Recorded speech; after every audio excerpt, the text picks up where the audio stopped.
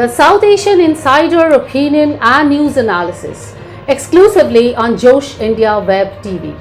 This is Susmita Ghosh, Deputy Managing Editor, India. PM Modi goes north. Impact on Kashmir after all party meet. The northern crown states have been a cause of both age-old pride and headache for India. August 5, 2019 was the day when Jammu and Kashmir were divided into two separate union territories.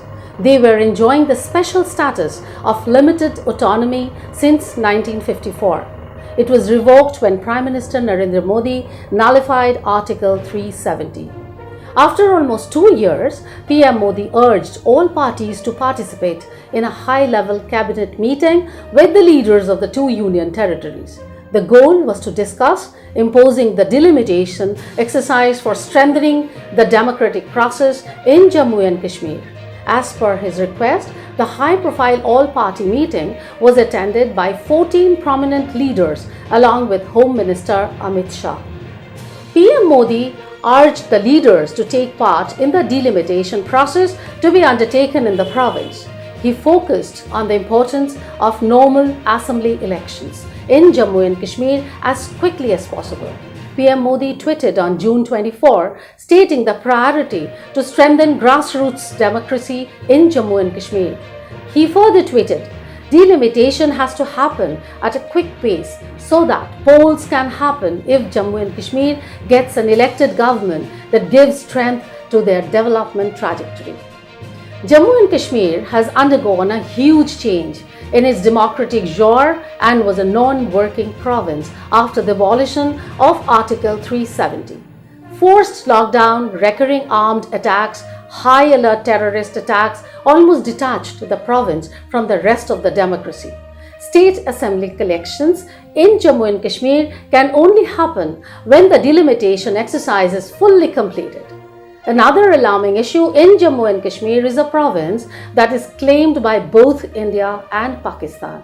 As per the report, the fresh terrorist attack in the IAF base on June 27 and the crude bomb aversion by the Indian Army only raised the alarm to restore law and order in the provinces.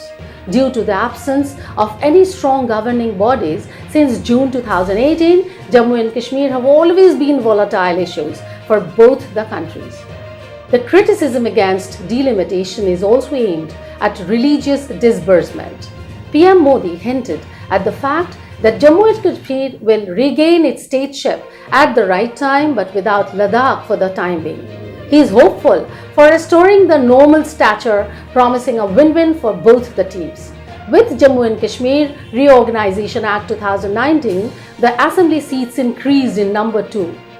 So the centre is ready for holding assembly elections in the union territories.